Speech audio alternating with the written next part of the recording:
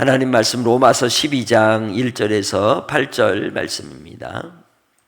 그러므로 형제들아 내가 하나님의 모든 자비하심으로 너희를 권하노니 너희 몸을 하나님이 기뻐하시는 거룩한 산 제물로 드리라. 이는 너희가 드릴 영적 예배니라.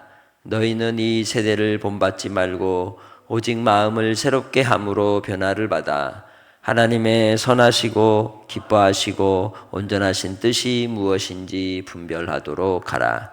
내게 주신 은혜로 말미암아 너희 각 사람에게 말하노니 마땅히 생각할 그 이상의 생각을 품지 말고 오직 하나님께서 각 사람에게 나누어 주신 믿음의 분량대로 지혜롭게 생각하라. 우리가 한 몸에 많은 지체를 가졌으나 모든 지체가 같은 기능을 가진 것이 아니니 이와 같이 우리 많은 사람이 그리스도 안에서 한 몸이 되어 서로 지체가 되었느니라. 우리에게 주신 은혜대로 받은 은사가 각각 다르니 혹 예언이면 믿음의 분수대로, 혹 섬기는 일이면 섬기는 일로, 혹 가르치는 자면 가르치는 일로, 혹 위로하는 자면 위로하는 일로, 구제하는 자는 성실함으로, 다스리는 자는 부지런함으로, 긍휼을 베푸는 자는 즐거움으로 할 것이니라. 아멘. 오늘도 하나님의 신실하심이 우리의 삶에 가득하기를 주의 이름으로 축복합니다.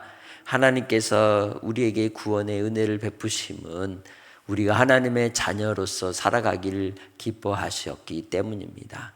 그래서 하나님의 자녀된 그 도리는 믿음의 법칙으로 말미암는 것이요, 하나님의 주권을 따라서 모든 것이, 모든 만물이 하나님의 아들 예수 그리스도의 발 아래 무릎을 꿇고 모든 것들을 부복하여 엎드릴 때가 반드시 오게 될 것입니다. 그러한 결론을 듣고 우리가 이제 어떻게 살아야 될 것이냐, 이것을 12장부터 말씀하는 내용이 기록되어 있는 것이죠. 그래서 시작할 때 그러므로 라고 시작을 하는 겁니다. 이 앞에 11장까지 모든 얘기를 들었으니 그러니 이제는 이렇게 하라고 권면하는 것이죠. 원리를 알아야 그 다음 구체적인 방법과 길이 나오는 것이죠. 그래서 1절에 형제들아 내가 하나님의 모든 자비하심으로 너희를 권한다, 이렇게 말씀하는 겁니다. 하나님의 모든 자비하심, 우리를 불쌍히 여기시고 긍휼을 베푸시고 오래 참으셔서 인애가 크신 하나님, 그 하나님의 성품을 따라 하나님이 이런 분이시기에 이렇게 얘기한다는 뜻인 거죠. 그렇게 하는 말이 뭡니까?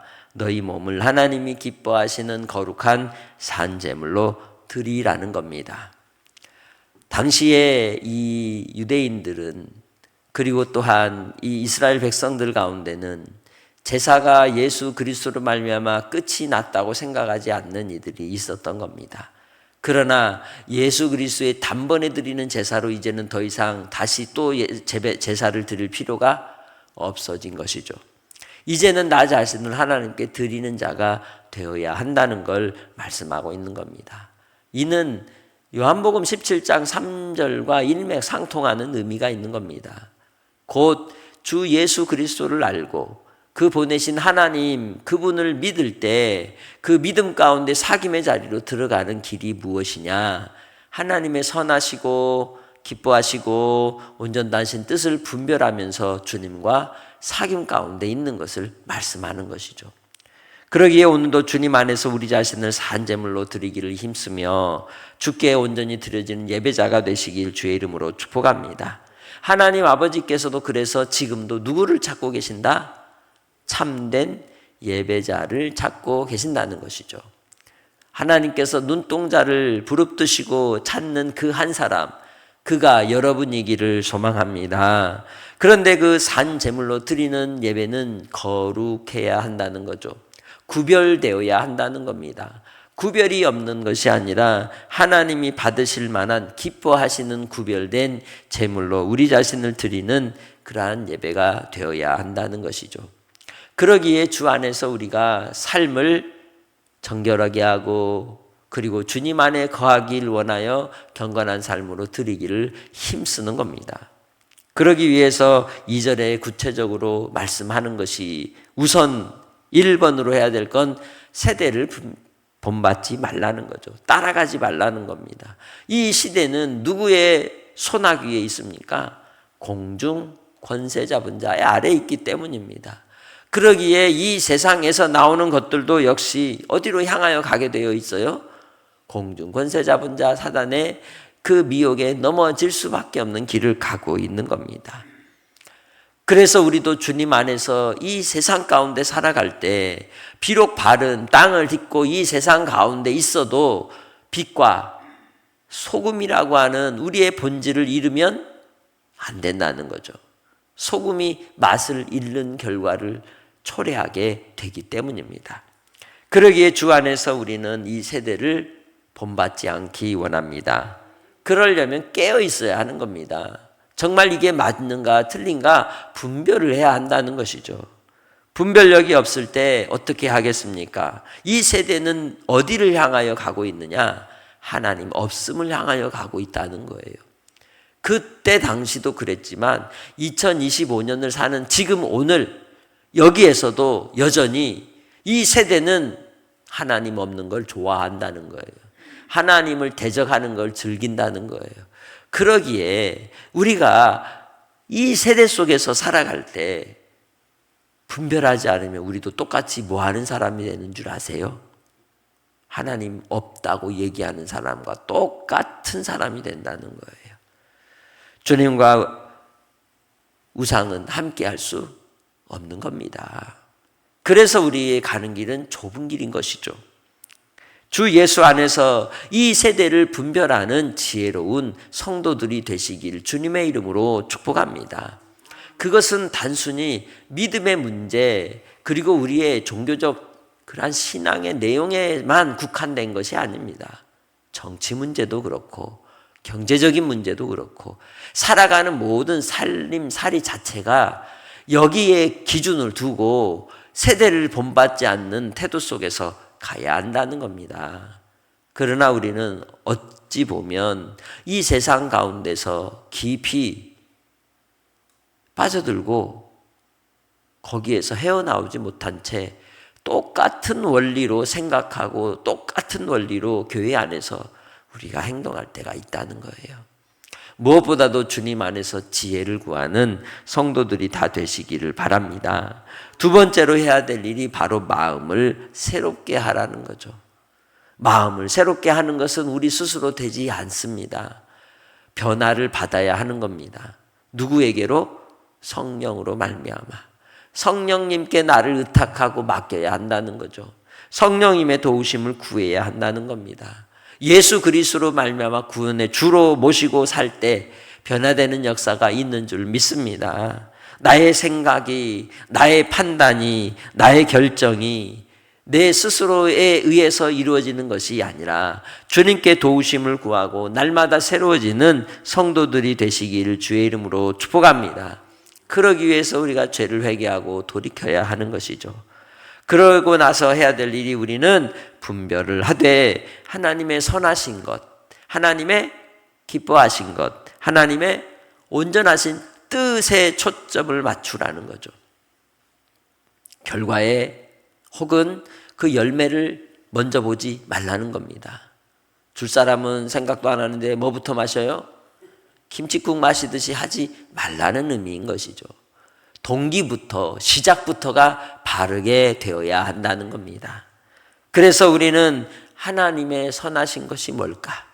이것은 다른 말로 하면 하나님이 보시기에 심히 좋았다 하신 그 말씀을 말하는 겁니다. 하나님이 정말 좋아하시는 게 뭘까? 하나님이 보시기에 좋았다 하신 것이 뭘까를 고민하는 하루가 되시길 바랍니다. 그리고 또한 하나님이 보실 때 기뻐하실 일을 찾기를 원합니다. 그리고 하나님께서 온전케 하시는 인내로서 온전함을 이루는 그 길을 위하여 내가 판단하고 감당해야 될 그 삶의 자리를 택하는 복된 성도들이 되시길 주의 이름으로 축복합니다. 이를 위해서 우리는 하나님 앞에 오늘도 이 새벽을 깨우러 나온 겁니다. 세대를 본받지 않길 위해 기도하시길 바랍니다. 마음을 새롭게 변화되길 위해 기도하시길 바랍니다. 하나님의 뜻을 분별케 해 주시라고 기도하시길 바랍니다. 그리할 때 하나님께서 지혜를 주실 줄 믿습니다. 그 지혜는 믿음의 분량으로 생각하라고 3절은 말씀하고 있는 것이죠. 마땅히 생각할 그 이상의 생각을 품지 말라고 하는 것은 탐심에 마음을 두지 말라는 겁니다. 욕심을 따라서 우리의 머릿속에 자꾸만 계산하는 그 계산 속에서 헤어나오지 못하는 자리에 있지 말고 뛰쳐나오라는 의미인 것이죠. 결국 하나님은 은혜를 베푸십니다. 은혜를 따라 우린 사는 겁니다. 무엇을 먹을까, 무엇을 마실까, 무엇을 입을까 해서 이루어지는 게 아니라 하나님의 은혜로 이루어지는 줄 믿습니다. 그러기에 주님 안에서 우리가 그 기준 아래 하나님의 뜻을 분별하며 지혜롭게 생각하는 성도들이 되시길 바랍니다. 일상의 삶의 구체적인 적용 방법을 말씀해 주는 것이죠. 궁극적으로는 우리는 우리의 모임과 우리의 삶의 중심이 교회라는 걸 4절은 얘기하죠. 우리가 한 몸에 많은 지체를 가졌으나 모든 지체가 같은 기능을 가진 것이 아니니 이와 같이 우리 많은 사람이 그리스도 안에서 한 몸이 되어 서로 지체가 되었느니라.